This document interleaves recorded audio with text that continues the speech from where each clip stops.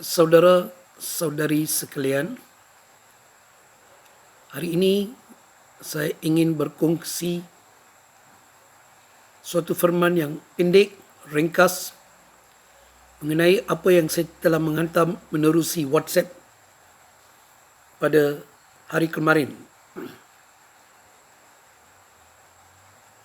Buat masa ini, perhatian semua orang adalah terhadap COVID-19. Dan memang benar, penyakit ini mendapat perhatian seluruh dunia. Kita harus berdoa untuk mereka-mereka seperti doktor dan jururawat, serta polis dan angkatan tentera yang berada di bahagian hadapan dan berkhidmat untuk keselamatan dan kesihatan kita semua. Tetapi perkara ini, pada pendapat saya, telah menolak pandangan kita yang sebenarnya. Gereja kita, Revival City Street, telah dipanggil dan diseru oleh Tuhan dan diberi tanggungjawab untuk berkhidmat kepada mereka yang berada di tepi jalan. Penagih dada, ketagih alkohol, perempuan-perempuan yang berada di tepi jalan, perempuan-perempuan yang dianiaya oleh lelaki, kanak-kanak yang dianiaya, sama ada secara fizikal atau secara seksual, dan orang-orang yang tidak mempunyai sebarang dokumen, pendatang-pendatang haram, sebagaimana kerajaan mengatakan mereka. Bila kita melihat dan kita berdoa dan kita membaca Alkitab, satu perkara yang sering datang kepada perhatian saya adalah bahawa sebenarnya semua orang yang bukan Kristian adalah diserang oleh iblis dan setan dan pengikut-pengikutnya. Terdapat 3 tahap perkara-perkara seperti ini berlaku. Mereka diserang secara luar atau afflicted, dianiaya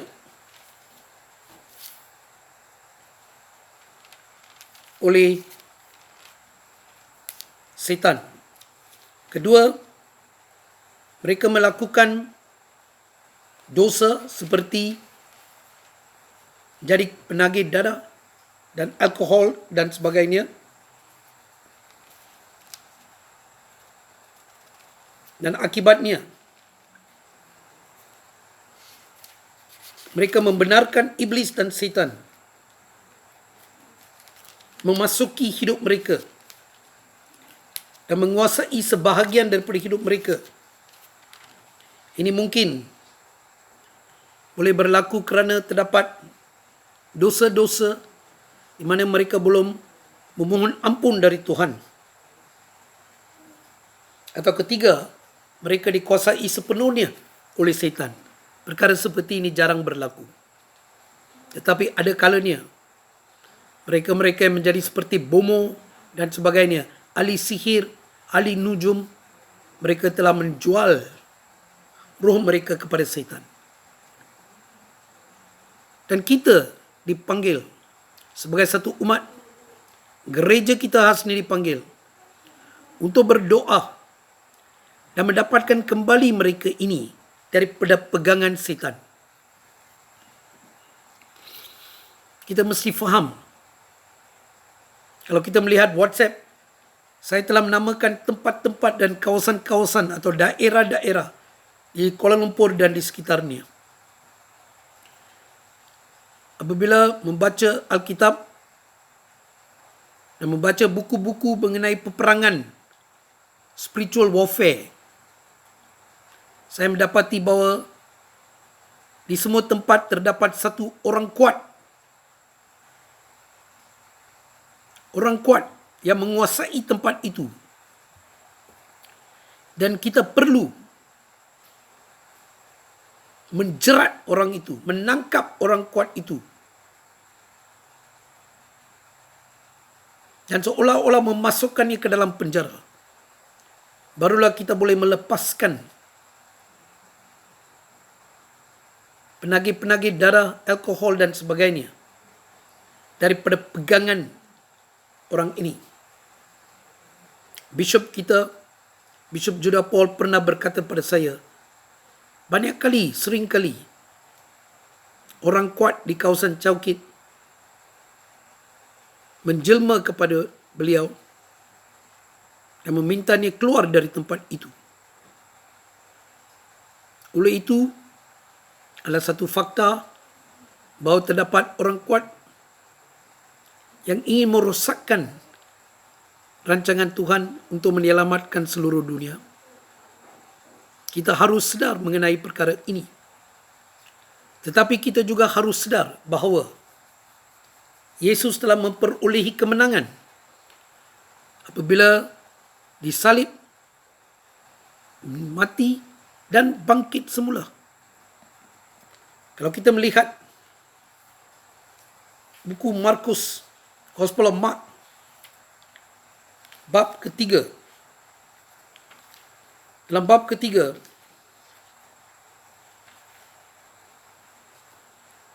Yesus telah membuat pelbagai mukjizat. Mukjizat ini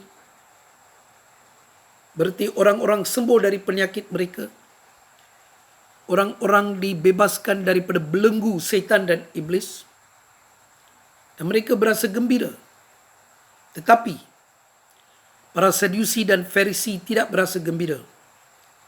Mereka berkata kepada Yesus, kamu menyembuhkan mereka dan kamu membebaskan mereka dengan menggunakan kekuatan atau bantuan setan. Yesus berkata kepada mereka, kalau setan menghalau setan keluar, berarti kerajaannya terbahagi. Ini berarti kerajaan yang terbahagi adalah kerajaan yang lemah. Dan kita tahu, setan dan iblis kerajaan mereka bukan lemah. Mereka menguasai banyak tempat di dunia ini. Tetapi, satu lagi kebenaran adalah fakta bahawa Yesus Kristus telah pun mengalahkan musuh kita. Kita memasuki suatu peperangan yang aneh, di mana kemenangan telah pun diperolehi. Kamu dan saya hanya perlu menjalankan tanggungjawab kita. Dalam bab ketiga, buku Markus, Yesus berkata,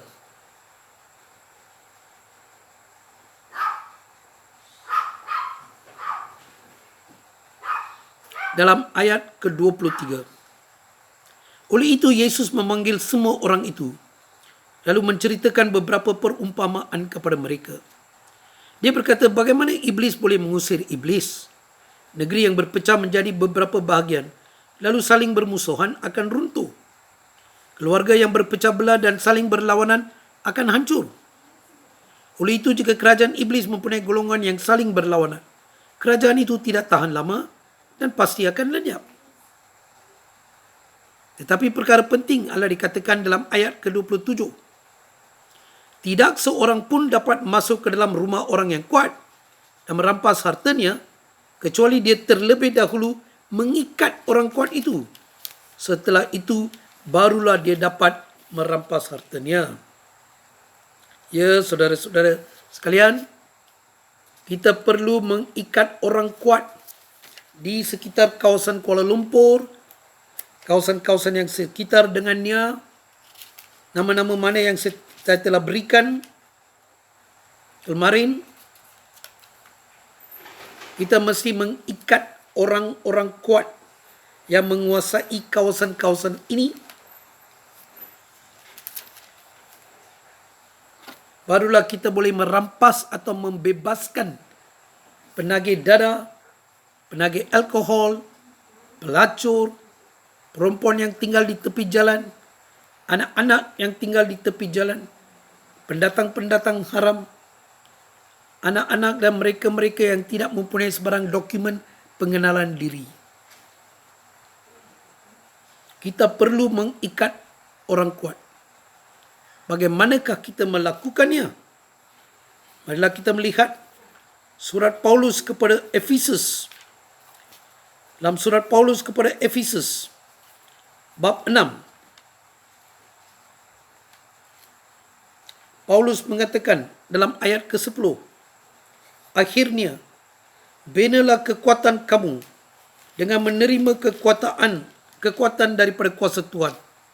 Kerana kamu hidup bersatu dengan Dia. Pakailah seluruh perlengkapan senjata daripada Allah, supaya kamu dapat mempertahankan diri daripada muslihat iblis yang jahat.